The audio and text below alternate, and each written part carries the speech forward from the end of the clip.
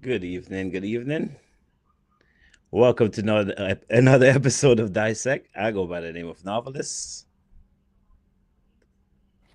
And I am Jewel. Oh, Joe, well, we got a little delay there. What's going on? No, my mic was off and then I turned it on, so I'm good. Okay. So we can see you're not in the studio, but we're not gonna Mhm. get into your business because we can see you in a car.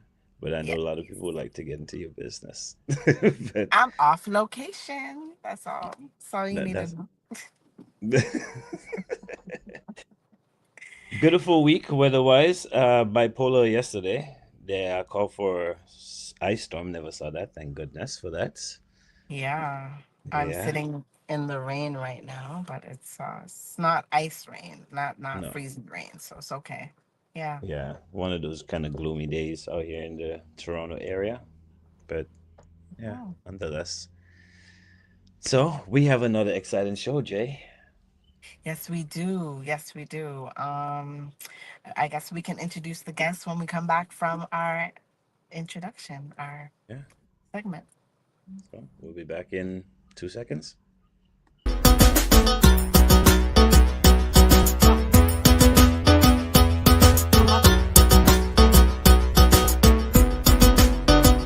So I'm Janine Xavier Cross. I'm Janelle Zappy. And where's Zappy On Street? yourself. This is Westy Beats on the inside, and we're ready to Ooh, go. are you, Jewel? I think you have hidden talents that you're not talking about. I just get at the bar. Ain't no bar, I say drum. Yeah. I can honestly say that they've done such a good job with hospitality and welcoming all people in. Well, Samantha Moon. So my name is Claudette Alona Peters. I am Selena. And then that's how it started. When I came home, My name is Pumpa. Stage name, of course. Well, I was born in Spanish Town, Jamaica. I am Evelina Blanc. I am a mother first. I think I'm a really wonderful friend. And a really great business. I gotta be ready because you're like, oh, she picked that. No, I didn't. Yep. I am Kendra Stephen. I am Rena Charles, aka Mystery. People forward in victory.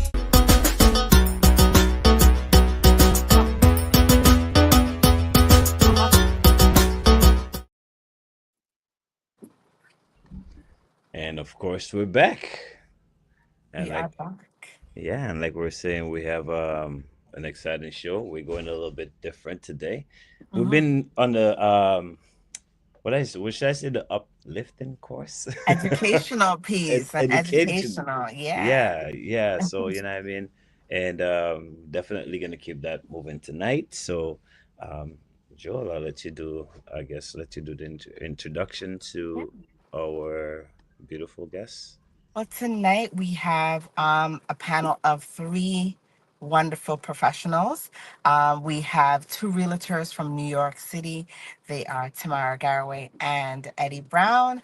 And we have Shireen Jackson. She's a mortgage agent. She's a level two, may I be corrected, level two mortgage agent from Canada. So welcome to Dissect. Thank you. Thank you. We're glad to be here. Thank you. Thank you for having us. We're excited for tonight and we're looking to hear all everybody's questions and dive right in. I'm curious. I'm curious how everything operates on one side of the border compared to the other. So I'm here to learn also. Right. Right. Me too. Well, We're all here to learn. I, gu- Yes. I guess it's a learning process tonight for all of us, Yes. Yes, it which is is. good. So I guess Shireen, tell us a little bit more about yourself, like your background or where you're from, where you currently stay. All right. Well, my name is Shireen, just like Jill said. I'm a level two mortgage agent based out in London, Ontario, Canada. So I know you guys broadcast to a wide network. I've been in the mortgage industry for going on 5 years right now. Hmm. And I love helping people to obtain financing for, homes that they love, that they want to live in, they want to rent out, anything when it comes to mortgages. Right. Thank Okay. you. And I guess we'll Yes. go to Tamara next. Tamara. Tamara and Eddie.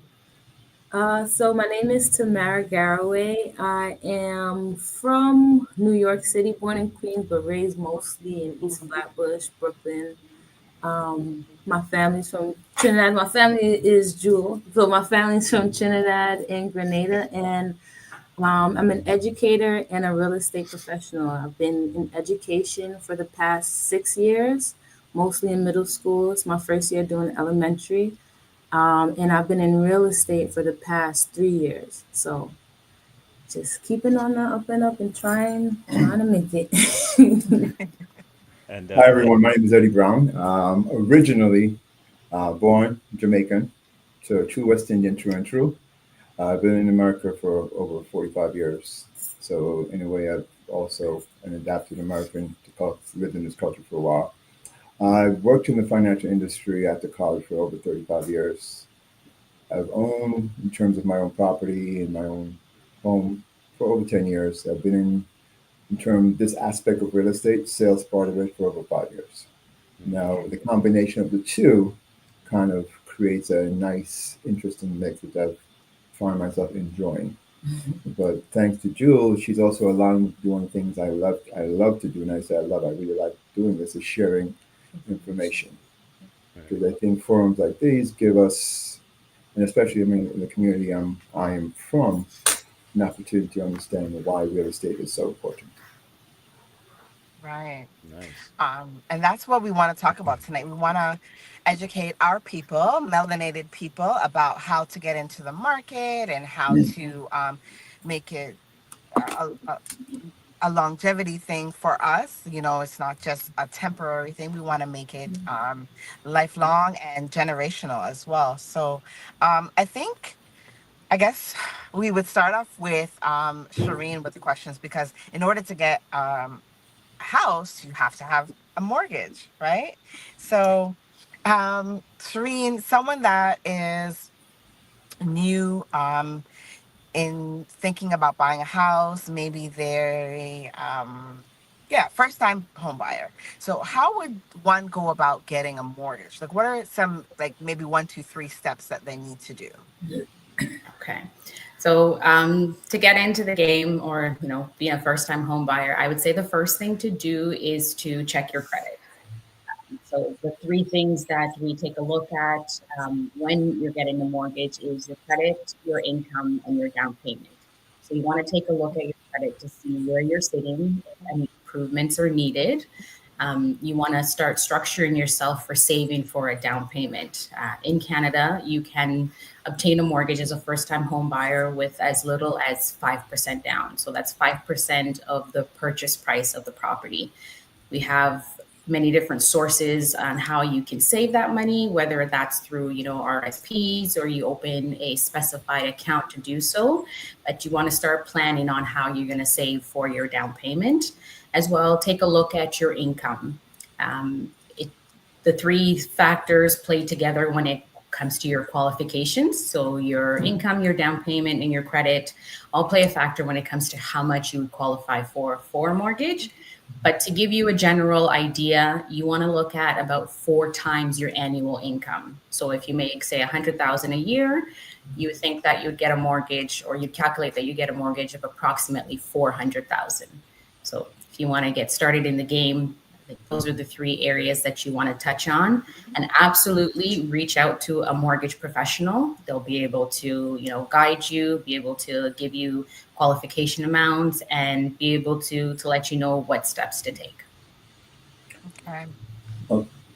Along those lines, if I may, Yeah. one of the things in terms of thinking for those who have accountants and you file your taxes, just like you're very honest with your doctor, you're very honest with your lawyer, your accountant needs to be very honest with you. So if you want to buy a home, let's start with your accountant. He has a clear understanding of what your financials look like.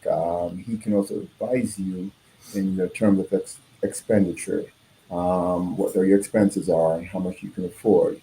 Once you take that advice, and you can probably lead into the direction where now you go to Sarita, speak to her, and she'll be the person, to kind of guide you into the mortgage space. There are other aspects of first-time home buying which we'll get involved with a little bit more as we go in from a agent and broker perspective, but we'll touch on that a little bit later on. Okay. And what I'd like to, I guess, see for this show is like what the common things are between Canada and the U.S. Because sometimes people are looking to jump into the U.S. market, so or vice versa. So it's good to know both ends. Yeah. So One now, thing go ahead. one thing that's popping out to me right now, I believe you said in Canada it's a 5% down payment. Yes, minimum 5% down payment as a first time home buyer. In the States, we have what's called a first FHA loan for first time home buyers, where the minimum that if you qualify, the minimum that you would have to put down is 3.5% of the purchase price. And like a 5% will be more so a conventional loan where you can skip out on some additional closing costs, which we talk more about as far as finding out what's best for you and your situation. So that's one of the first differences to come up between Canada and the States we're seeing so far. Okay, so they're making it very possible for people to jump into the market. Yeah. So if people have questions, I just want to let people know that are watching on all our platforms that you can call us on our WhatsApp number, which is going across the screen here. It's 617-329-9434. So feel free to send your questions there, or as you know, you can also just send questions in the Facebook chat or the YouTube chat. Okay. I do have a question for Shereen. And so there are different programs here. I know in the US they have, but in terms of programs besides the FHA program, like grant programs, what are some of the assistance programs that that are offered? In Canada, we have more so savings programs. So we have what's called a FHSA account. So it's a first home savings account. And it allows you to save up to a maximum of $8,000 per year. So you put that in your account. You can, when you withdraw it, there's no penalties. You can save it and gain interest on the account as well too. There are other, just similar to the, I guess it's the Fannie Mae that you guys have in the US. Our minimum 5% is backed by insurance. So our insurers will back that, similar to how you guys have that. So those are things to aid with saving for your down payment. There are other private, our private opportunities that you can get into as well too. There is also RSPs. So here in Canada, you can take money from your RSPs and use it towards your down payment. So those are some of the ways that we can help you save over here as well too. So there are some similarities that I use for RSPs would be, I guess, our version of 401k, which you can use the 401k to assist in your down payment and some of your closing costs. And in terms of the different programs, and since we're focused on the mortgage piece, but there is something called a DPA, Down Payment Assistance Program, which allows you sign up for the program, and if you qualify, there's an income criteria, but there's also a criteria which over time which you have to stay in the property, but you can get as much as 20% of the cost of the property towards your down payment and all additional closing costs. So there are a few of them out there. Your insurance program, we call it PMI in the US, where if you are buying a property and your down payment is less than 20%, for an FHA loan, which is a 3.5% that Tamara mentioned earlier, that PMI stays on the loan for the duration, which could be depending on, it's usually 30 years, but you can, there are ways to, a good mortgage banker like Shireen can probably help you as time goes by to make adjustments on that. And on the conventional loan, one of the benefits are as soon as my property has a 20% equity value, I can go to my banker and say, hey, let's please remove PMI. So there are a couple of options you have, similar in how we describe them, but pretty much sound like the same thing. Okay. I saw a question come up on the screen here. I'm not wearing my glasses tonight, but it says, I think it says, what would you recommend program-wise for first-time home buyers? And follow-up question would be, what would you recommend for a down payment, costs for closing, and Closing lawyers, closing Okay. costs? Closing costs. That's a good question, Rachel. Hey, Rachel. So here's what I would recommend program wise for a first time buyer. I recommend that you first start the conversation and you share, with your lender where you are, income, expenses, and credit, because that's going to everyone's situation and circumstances are going to be different. But for typical first time home buyers, if your credit is at least a minimum of 620, I would recommend for you to inquire about a FHA loan where you can put down 3.5% of the home's purchase price. Closing costs are going to vary depending on 45%. where you are, but typically 4 to 5% of the home's purchase price. So you have your down payment, which if you're using the FHA loan is 3.5% plus an additional 4 to 6% to close the transaction.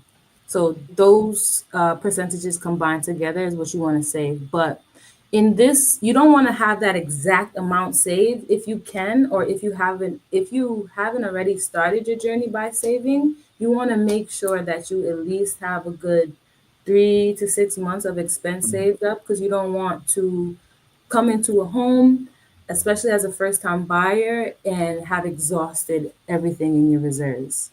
Actually, I'm gonna ask Shireen, because Shireen, you're in terms of the loan aspect of it, Mhm. what sits in reserve, but to touch on that a little bit of, dealing with clients when they walk into your office and saying, hey, this is what I have in my account. Can I get a loan? The advice you would give them in terms of what their structure should look like. Okay.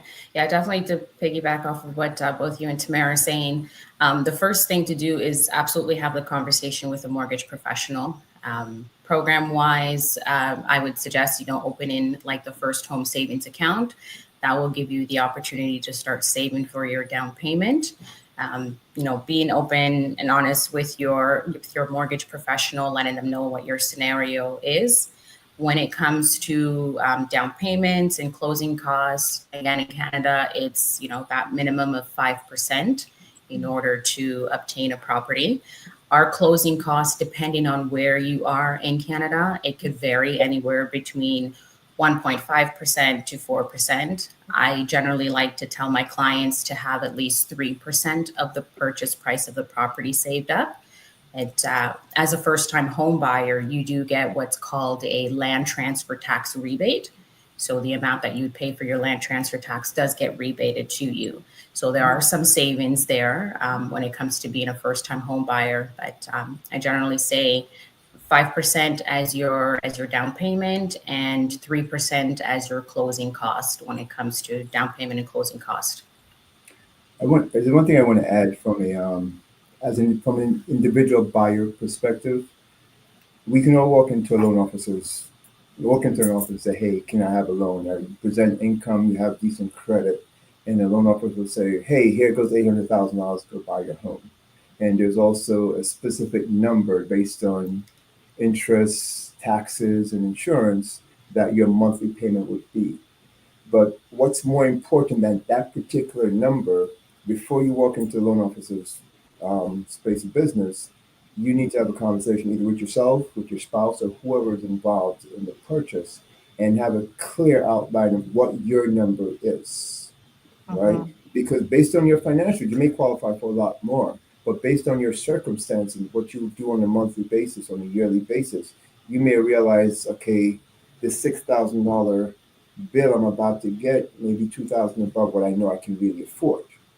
So there's an honest conversation you need to have with, if it's you, your spouse, or whoever you're involved, whoever's helping you, if you're doing it on your own, clear assessment of what can I afford maximum before I walk. So when you have a conversation with your loan officer, you're coming from a point of clear understanding.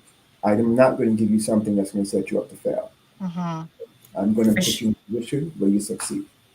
And just to be clear, you're talking about what you can afford monthly, right? Yes, correct. Because oftentimes, especially in New York, people look at the purchase price and it's like, this is too expensive, but you should really focus on what would your monthly payments be because you're not going to have to pay that all out at once. Right, That's what you're going to be responsible for. For sure, absolutely. I agree with that. In Canada, when you are applying for a mortgage, lenders will take a look at what's called your TDS and GDS. So that's your total debt servicing ratio. And it has to be within a certain guidelines for you to get approved, depending on which lender you go to. We also have what's called a stress test. So if, say, for example, your interest rate would be 4%, right now, they are stressing it at 2% higher than what that interest rate would be. So the lenders want to ensure that you can, afford those monthly payments if they were to increase or if life was to happen. So those measures are in place to ensure that your monthly budget will be able to suffice your mortgage payments. And just to add a little bit of vocabulary, the U.S. version of what Sharina spoke about is called DTI, debt to equity ratios, basically, and it's really a calculation of your total expenses divided by your income times 100%. In the U.S., it's it's front end and back end DTI. Front end is DTI before you take on a mortgage. What's your current expense? Bankers usually want to have that number somewhere between 28 to 33%. Before you start. Yes, there may be a little more flexibility depending on your overall income, but in general, that's where you start. Now, on the back end, after your mortgage is completed, you usually want to be around 46%. Now, for FHA programs, they may allow you as high as 50%, but again, it comes back to the individual being mindful of what they know they can afford. Because those ratios may say you're good, but the ratios don't know you're taking a special vacation. You usually plan a certain church trip. You do certain special things that may need you to put extra money in another space. So that's the stuff you need to be mindful of when you're doing your numbers. So I just want to jump in for a little bit. What I know that a lot of people, they have desires to be in the market, but they don't have the income. They feel as if they don't have the income. What are some tips and tricks that you would offer a client? And I'm question for both Shireen and Tamara and Eddie. What are some tips and tricks that you would offer a client? Say, hey, it's possible. These are some things that you can do. I would say to my clients, yes, definitely it is possible. I do promote things like, taking on a side hustle if the income is not there, something that something that they can sustain, something that's not going to drain them in like a few months or a year because they do have to keep up with the payments. So definitely, taking on a side hustle, maybe partnering with someone. So you have like a family member or a friend who wants to buy a property as well. You can go in it with them. There are definitely properties that you can get, like a duplex, where you still have your own space, but still contributing to one mortgage and one full household expense. So definitely going with like a partner, another word for it is like a joint venture, buying a property that you can rent out a space of it. So having a rental space and bringing in that rental income would help to offset some of the expenses. Thank you, Shireen. Same advice, guys, over there? She kind of touched on pretty much similar things, and the partnership is a big part of it. If you're living at home with two sisters and mother and father, and everybody's paying rent, why do you think you need to do it all by yourself? You have a conversation with your family members and you put it together. If you're two roommates paying $4,000 for rent in Park Slope, for example, why would you not have a conversation with your roommate about buying a multifamily or some kind of duplex that allows you both to have your own space? Or, as Shireen said earlier, you can rent the space and still support the other income. So that's one of the things a lot especially in New York, because New York is a very expensive market. So it's one of the ideas that we toss around a lot. Side hustles, yes, whatever you can do to make a little bit of money on the side, add it in. When it comes to your credit, your credit report. Now, the better your credit, of course, the better opportunity you have to better interest rate. There's simple things you can do to start. If you're someone who needs to do some repair on your credit, simple things, get on the phone with your creditors, start having conversations. This old debt that's been here for 5 years, I can pay it down, but can we negotiate a way? Number one, negotiate a smaller payment. Number two, once I've paid it off, can I have an agreement with you that you're going to take it off my report?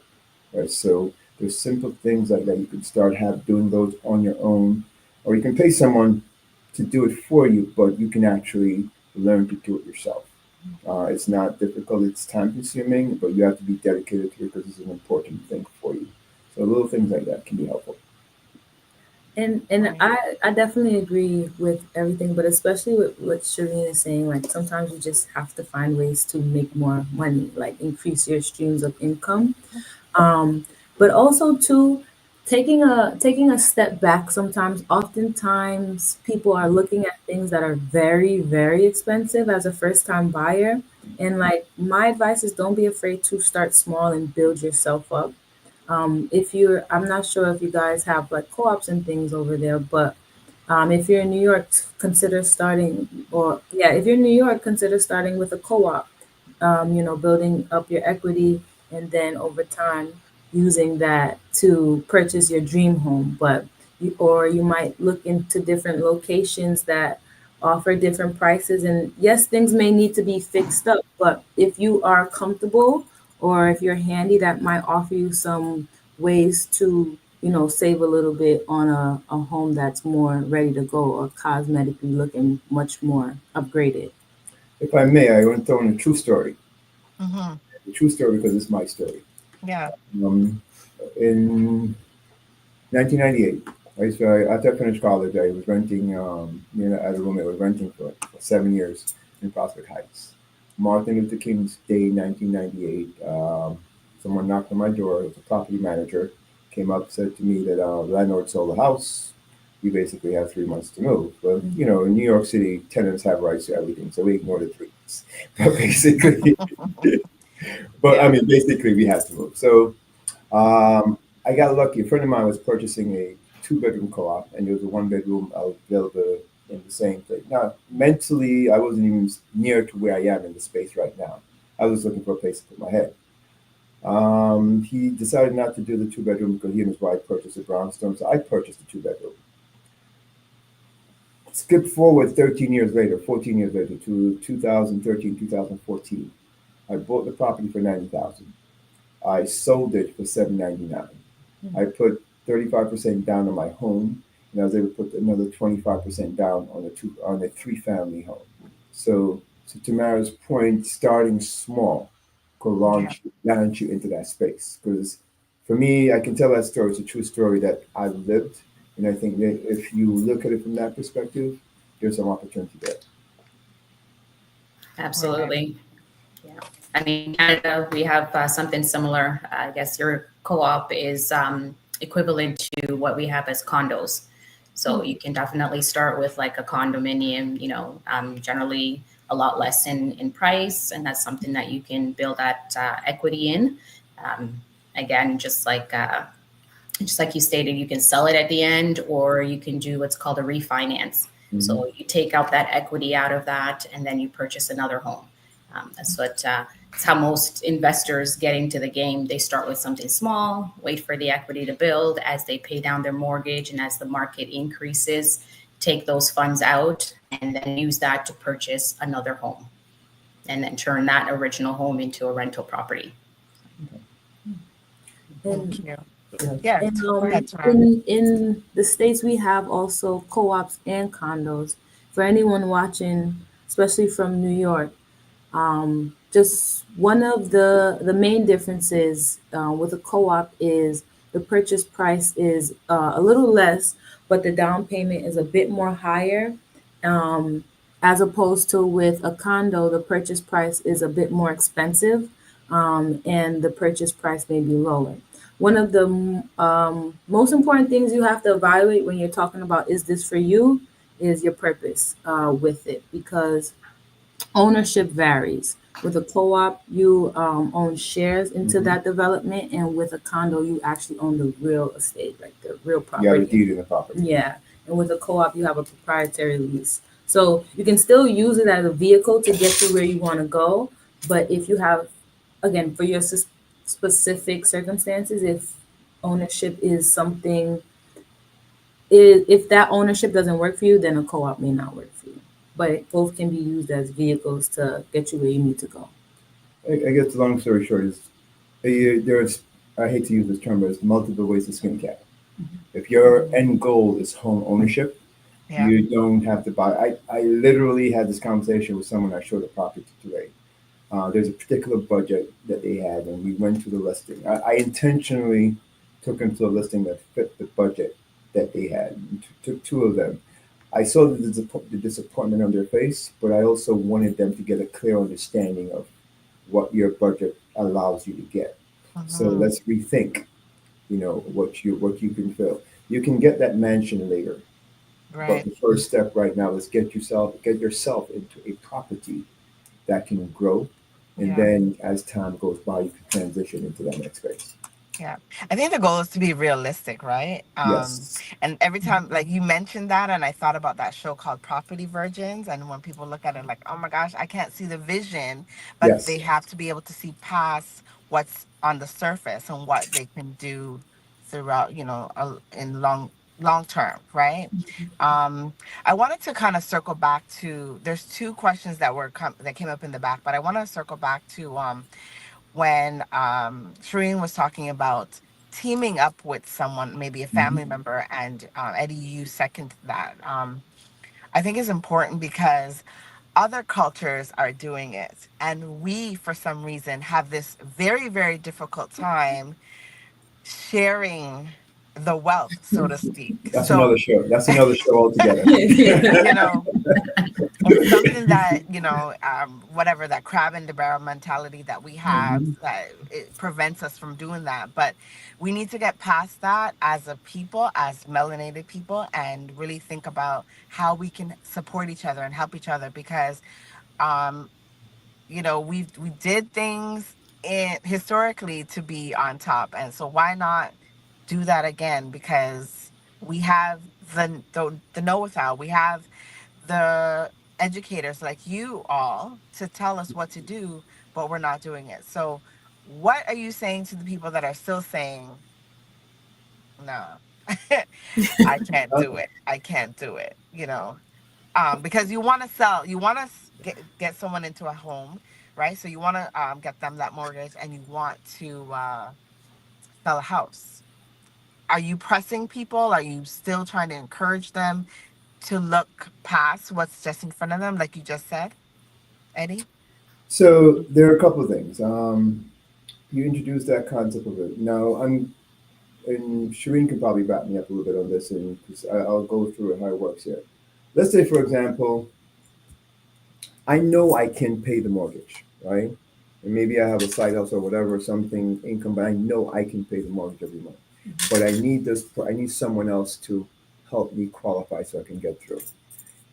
The one thing you can do, you get that person on your mortgage. If you can substantiate for a year that your checking account, your payroll, everything when you're ready to the expenses of that property is yours. You just need to make sure for a year you're paying every single bill on that home. Then you can go back to a lender and say, hey, it's my home. I've been doing everything else. I had an agreement with this person. After a year, you can take that person off and it becomes Mm, yours. That's right. one aspect of it. Now, in speaking of the other part of partnership, I try to encourage people to think like a business person. I think that's where we're lacking in the community.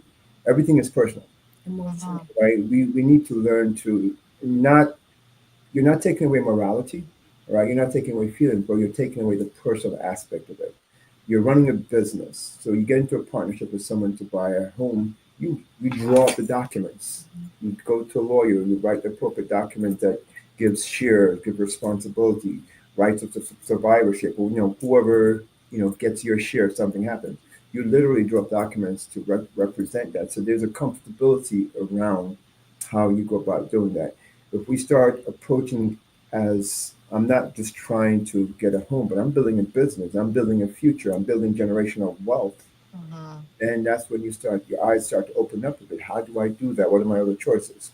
Because I know we haven't really touched on the broker part of it a little bit, but one thing from a first-time home buying perspective, the concept, and you mentioned it earlier, Joe, what happens in other communities.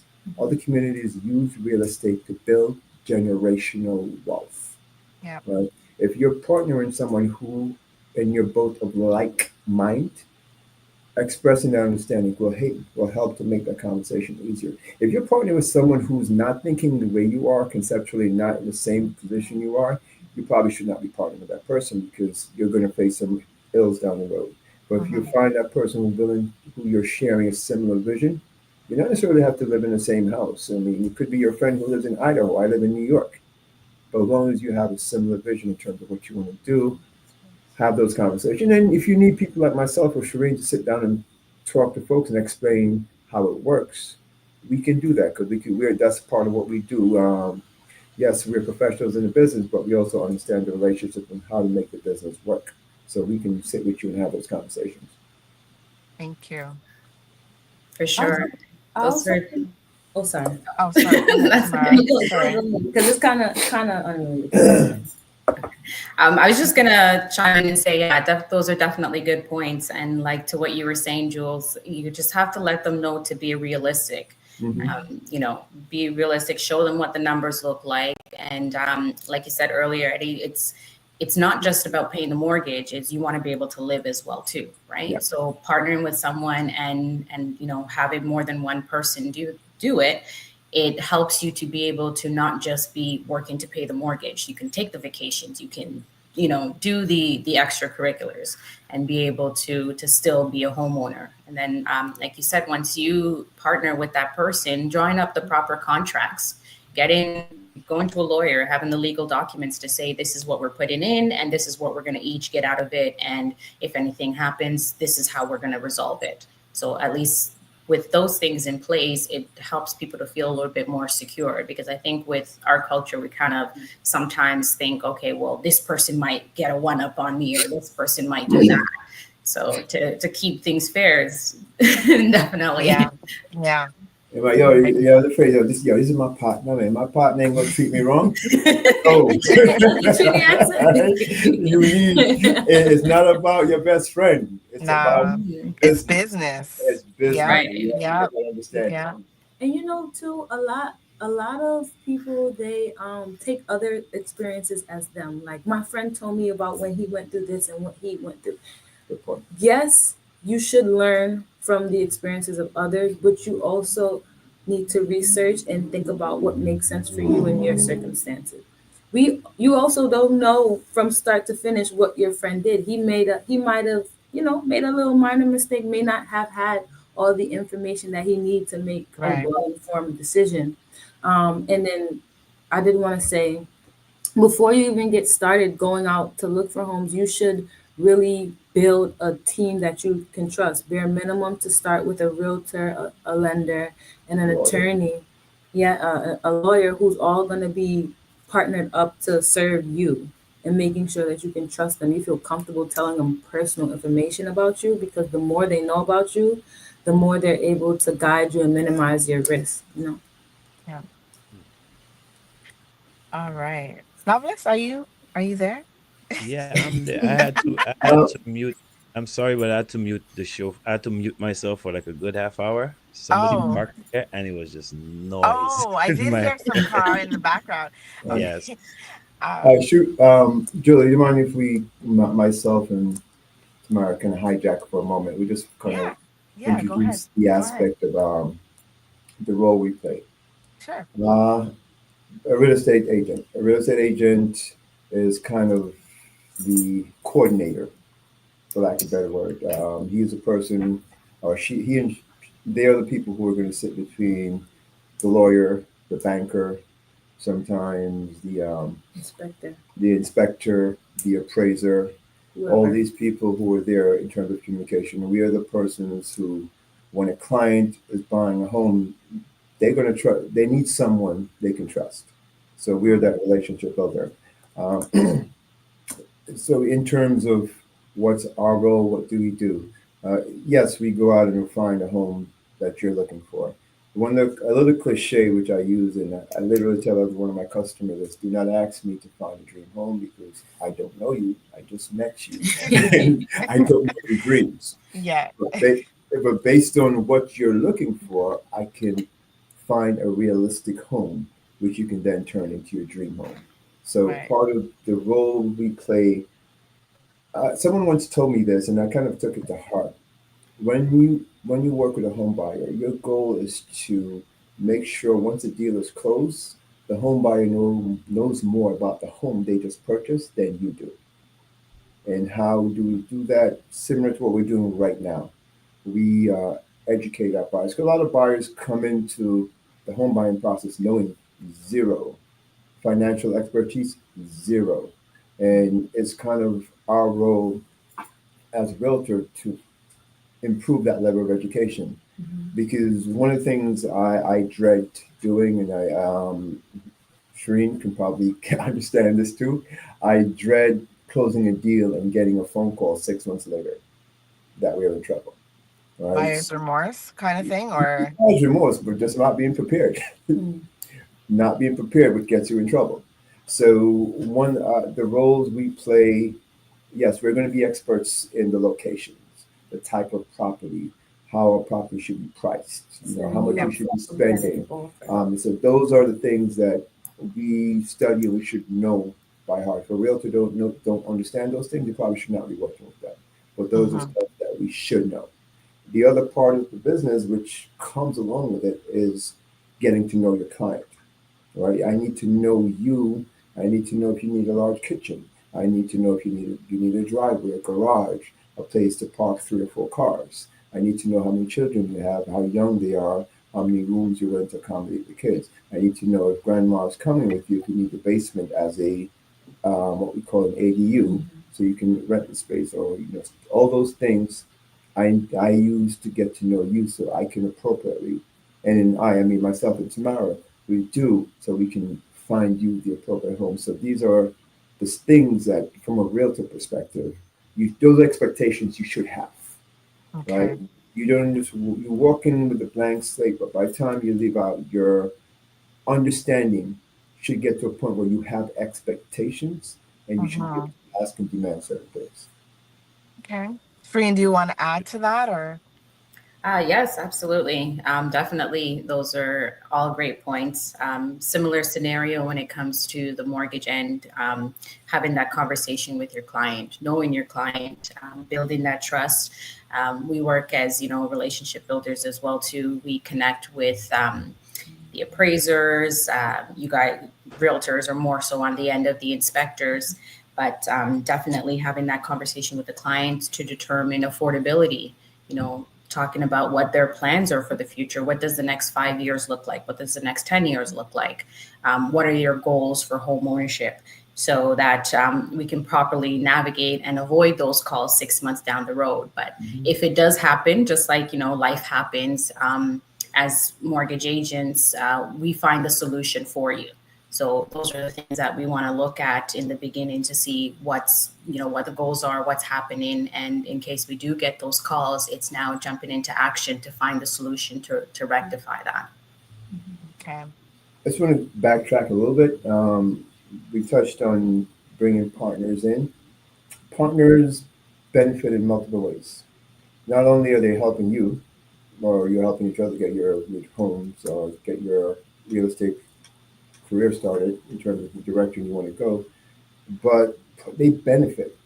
All right. Every time a payment is made on time, both credit reports benefit from that. So if I Right. have a mortgage that's been on time for the past 5, 10, 50 years, that's a long-term credit item that benefits you. They're not just signing a document and you're getting a home, right? Mhm. There's a benefit to everyone here. So eh, that's even more incentive why I guess the word responsible comes into play. Um, yes, owning a home, getting earning equity, better tax returns because you can deduct the interest, but also The more responsible you are in the homeowning process, the more benefits you get from the homeowning process. Okay. Thank you very much. There was a question that I was in the back. If that can flash across the screen again, there was a from Rachel, I believe. Um, there was a last question she What about had. student loans? Oh, um, in terms of debt income, specifically in regards to student loans, what factors affect approval odds when applying for a first-time home loan? Okay. Well, in Canada, student loans are looked at a little bit differently. So you are able to do what's called interest relief. Your student loans are generally minimal payments when it comes to, your credit and so on. Not a lot of lenders will condition for your student loans to be paid off. You could have a student loan with a balance of, let's just say, $40,000, but your monthly payments may be $100. It might not necessarily affect your TDS or your debt to income ratios as much. I'm not sure how it relates when it comes to the US, but in my experience, student loans are not something that will hinder you too much from obtaining a mortgage or qualifying for a mortgage. Disclaimer, I'm not a loan officer, but my experience. So in terms of, there's different stages. If you've already, let's just say you initiate a payment process where you're paying back your loans and whatever that numbers have been established, and sometimes it can be pretty high. Unfortunately, that's going to be a part of your calculation. If you haven't initiated, right, I think if I remember correctly, it could be as low as 5% of the loan, right? That will be calculated towards your DTI. But if there's another loan officer on the line, I would love to just give me a feedback. But I think that's one aspect of it from the U.S. Point of view. So a student loan doesn't mean a death sentence. It all depends on where you are in the process of paying that and how much of your income is going towards that. Now, student loans, you have the opportunity to renegotiate your loans or restructure your loans how you pay them. So if you don't wait till the debtor say you need to pay me this XYZ now. As soon as you start to initiate, you want to have those conversations and have those restructured to a lower number so you can allow yourself the opportunity to buy a home. And definitely this kind of leads into one point when you're speaking. So most people actually are not 100% debt free when they're buying their home. So it kind of just boils down to talking to your lender, seeing, based on your situation and the programs that they have, what might that look like for you. And then what am I gonna actually say? What was the last thing I said before that? Student loans, restructure. Yeah, we'll come back there. I was going to make a point, but it will come back to me when it does. And when it does. It'll come back. Okay. Thank you. So there was a question about stress tests. But Shireen, you I answered remember that. it. Go ahead. Sorry.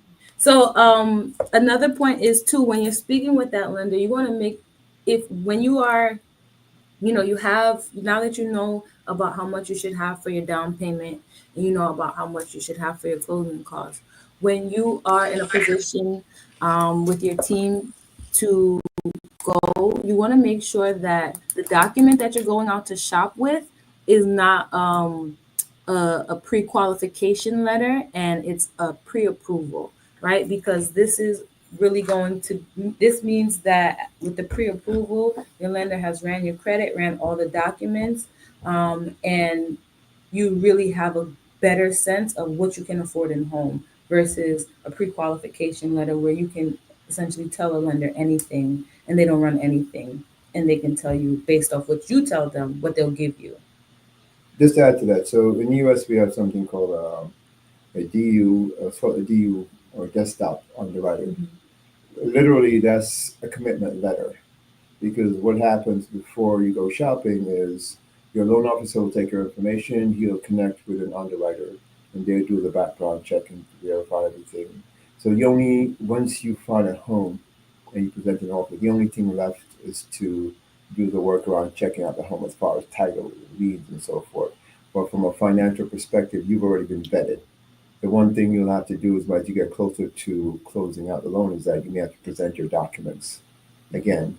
But if you are able to get that DU approval ahead of time, it gives, especially agents love that here because it gives you a leg up on folks who just went onto some service, plugged in their financials, and they spit out a pre-qualified.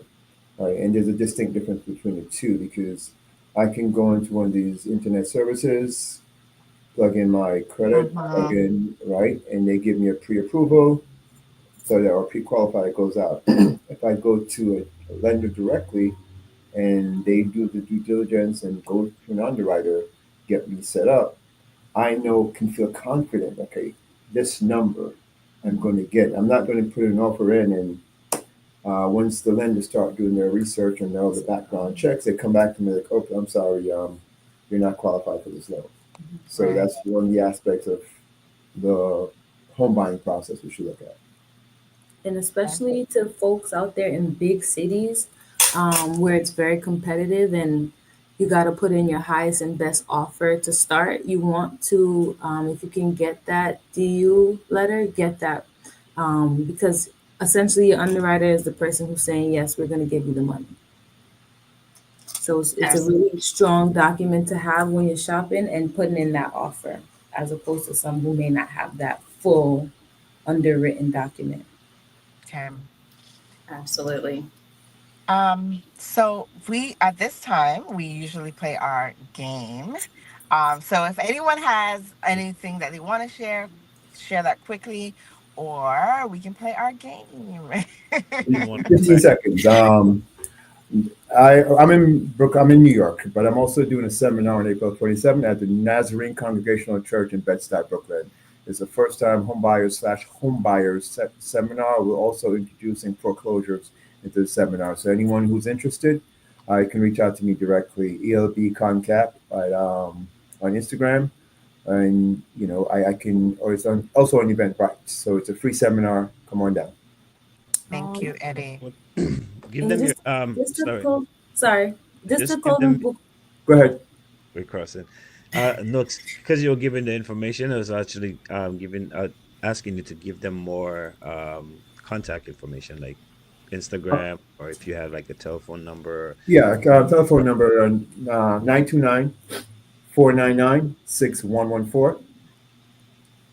On Instagram, I'm ELB Concap at Instagram. ELB Concap. Yeah, ELBCONCAP. Okay.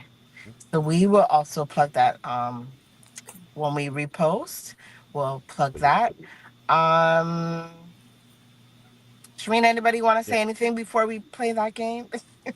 I just want to say, if you're having this, if you're here and you learned some new information that made you say, oh, maybe I can, or if you're still in that stage of not feeling like you can achieve the goal of homeownership, I would love for you to text me, call me, follow me on Instagram, TikTok, whatever it may be. Let's set a time to sit down with you and everybody who's involved. And any resource I have, whether it's my preferred lenders, my attorneys, whoever it is, I can open up to you as yours in order to serve you to see first where you are and how to get to where you need to be and take you on that journey.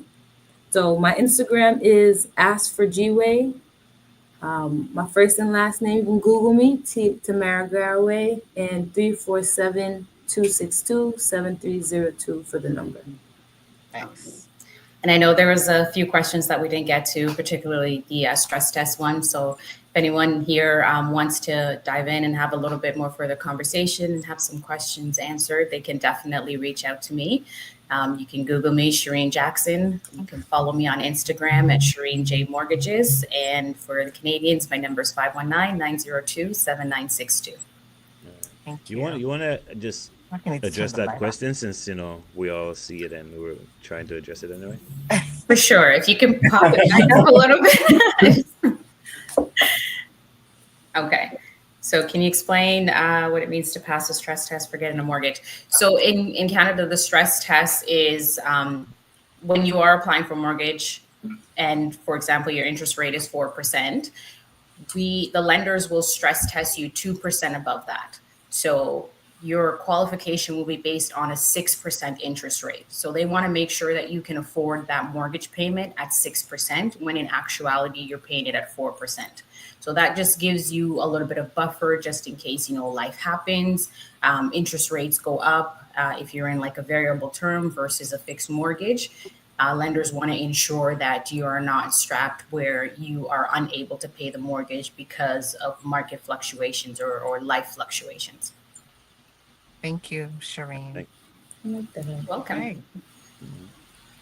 Okay. That's a very encouraging. Okay. Thank you. Oh, so comments are coming in. Thank you very much. And so she says, thank you. So we have a few minutes. We have maybe 2 questions we can give now because Yeah, there's time a few is time. Okay. okay. You want to go ahead or you want me to start? Yeah, go ahead. Okay. 2 questions. I guess for um, we'll start with Shireen, and all three you guys could answer the same question. When it comes to a matter of respect or loyalty, which do you prefer? I prefer respect. For me, I have a relationship can be built on respect. I hold that more valuable than loyalty. I definitely hold loyalty up there for sure. But if you respect me, you will be loyal to me in a lot of ways. So I hold respect a lot more. Okay. Eddie? I 100% agree. To me, you can't love someone, you can't be loyal to someone, you can't dedicate yourself to someone unless you respect them. The basis of any relationship, being personal or professional, has to start with respect. I can't tell you what I love you if I don't respect you. Right? Like you can't tell me you love me if you don't respect me. So respect trumps everything in my book. Tamara, to put you under pressure. I part of me want to go to clarify my answer. Just Google the definitions to be super clear. But it feels, I don't know, kind of, it feels somewhat of the same to me. But if I had to choose, me personally, I would choose loyalty. Although I do agree with the 2 responses, but I just feel like one thing about me, I love myself. So I feel like I'm going to respect myself in any situation, regardless. It will be nice if you respect me as well. But I respect myself enough to take myself out of a situation that isn't for me. But I feel like loyalty helps me to trust people. Okay. Okay. Okay, so we're just gonna go right in with this question. And it is, what is something that has made you laugh the hardest? Or something that makes you smile? No, laugh. It's laugh, not smile. Yeah, something that makes you laugh the hardest. It could be an Laugh. old memory, Something that something has that made happened. you laugh the Yeah. hardest. Let's do it the other way. Let's start with Tamara and go the other way. Yes. Yeah. I gotta think. Oh, you know what makes me laugh and smile? It don't matter how often I watch it. The Office. Do y'all have The Office out there? Yeah. Oh, I love The Office. Okay. I love The Office. I can watch it from season 1 down to the last season. I've been doing it ever since I've been in college, and I laugh same way, like it's the first time every time. Okay. Right. Caribbean culture. Caribbean culture. I think Caribbean Western comedians are the funniest people in the world. I can listen to a good West Indian joke and laugh. The belly buster laugh, because I guess it's more relatable. But I love it. I can sit down and listen to a good Caribbean comedian any given day. Okay. Thank you. I think I'm similar when it comes to a comedian or a good comedy movie. I would say, yeah, definitely Caribbean comedians, because it is relatable. You see, we're laughing as we think about it. Exactly. I would say probably one of my favorite Caribbean comedians. Doesn't look very Caribbean, but I don't know if you guys have heard of White Yardie. He's Yes. Yes. Oh yeah. yeah, Yeah, he's funny. a lot Yes. of He's funny. Really fun. relatable. Yeah. Coming from a Jamaican, if you ever go, there's a old Trinidadian comedian, Paul Kings Douglas. Yes. Oh yeah. Check out Paul Kings Douglas. Comedy. Yes. He's hilarious. I feel a bit outdated because I'm still on major hype, thankfully. And I watch The Office every He's day. funny too. He's funny too. Yeah, I just watch The Office, as you could tell. Guilty pleasure, admitted. So guilty pleasure, Big Bang Theory. Really? Oh, okay. Guilty pleasure. I for whatever reason, I love that show. Me too. Yeah. Is it Sheldon that y'all like? I just think Yeah. it's fun. I just think the concept of the show is Yeah. fun. Even Sheldon, that's a good one. I watched Sheldon. That was a good one. I've been hearing about Big Bang Theory. Never. Yeah. They told me I Big got Bang to watch Theory. It's I mean, old. a You need to prelude get Sheldon. on. it. It's the Yeah, they said prelude to because I Sheldon, watched but- Sheldon, I should watch it. So Yeah. I guess I'll watch it. Yeah. I watched. He Sheldon, reminds but me of the pretty- students that I work with. So with autism. So you know what? That's an hour already. Can you believe that? An hour Yeah. has gone by. Yeah. Thank Time you guys. flies when you're having fun. No more questions? I like this Yeah. game. You like this game? You want another Just, question? just one more. Just one more. Be, Just one more. be careful what you ask for. Right? Okay. Should I go in the phone and look for it? Give me a second. I I'll have find one. out. Yeah, go ahead. Something you wish you were better at. Singing. No. I love music, so I wish I had a singer's voice. Okay. I don't know if Chris or Oh, I don't know if Jill told you, but everybody in Brooklyn knows my mix team is coming out Yes. soon. My music You got is a dropping. mixtape? Oh. What are you doing? R&B, but yeah, hip hop? What are we doing? Book the consultation. I'll tell you more. Right. Okay. Okay. I'll be connecting with you, Tamara. I'm coming out to Canada soon. All right. Yes. I wish I could play the saxophone. Okay. That's a nice instrument. If you ever seen the movie More Better Blues with Denzel, Yes. Oh, that's old. there was a scene where he's in the window playing the saxophone. To this day, that's the image I've always wanted to have myself in. But you know, Okay. it's for the next lifetime. Yeah. All right. Anything's possible. Yeah. Anything's possible. Wait a minute, Joel, I hate to do this to you. It's your show, I know that, but please, let's flip it around a little Me? bit. Yes. We did this to ourselves one night. We were like asking ourselves the same questions. Something I wish I was better at. Honestly, I'm perfect. No, I'm joking. Something I wish I was better at. Honestly, although I'm a great time manager, I think I wish I was better at time management because I have a lot of things going on. I wish I was better at time management. Yeah, Ditto. that's it. That's Ditto. it. Ditto. Yeah. Navi, you there?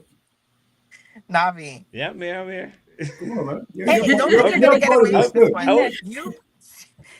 What, Joe? What do you think what is the I one would- thing that you wish you were better at? I would probably say the same thing, time management. Like I do a lot of things, but then it's like sometimes I don't get to do other things because I do not manage. So yeah, time management, most definitely. Okay. Yeah. You see, you can tell how we met. We're supposed to be finishing the hour, right? But we're still Right. Right. Yeah. Yeah. So, Well. so that was our last question. Yeah. And thanks for Yeah. reversing that. Nobody actually ever did that to us. No, you guys are brave souls. Hey, we're I think we've built a connection here, so Yes. might as well Right. keep the vibe going. Right. Nice. Most Period. definitely. And that's thank you guys for inviting us. We appreciate it. Yes. We're in the business. This is a career we've chosen, but I think I can speak for myself and Tamara. Hopefully, that Tamara's an educator because that's what she does for a living. But I like sharing information. I like the idea, I know for me personally, my foray into real estate may have been later on in life. So when I speak to younger folks up and coming, I want them to catch the bug. They don't necessarily have to be real estate agents, Oh but the boy, bug here of comes my husband to tell me to get off the call. but just catching the bug of being Yeah. financially responsible, and Yeah. that's part of my goal. Yeah. All right. Well, guys, I not hope we could do this again. Please, let's do this again. Yes. In the Ciao. next season, right? So we all will be in touch, and thank you guys for doing this. Thank you for And having Thank you us. for Thank you having for me. having us. Nice meeting you, Shireen. It was a pleasure. Nice Shireen, meeting you nice as meeting you. well. So much. Let's stay in touch because you never know. We might be able to do stuff together. Yes. right. Absolutely. Absolutely. All All right. right. See You you guys. take care. Thanks All a lot. All You're right. welcome. Have a good one. Bye. Bye, everyone. Bye. And there you have it, ladies and gentlemen, our guests for the evening. They are gone, and Jewel has left me to close the show. So next week, we'll see you guys right back here on Dissect. Hope you guys had a wonderful time. I hope you guys enjoyed the show. I hope it was educational enough for you all. And, you guys could go back and look at the show, get their contact information if you need to contact them.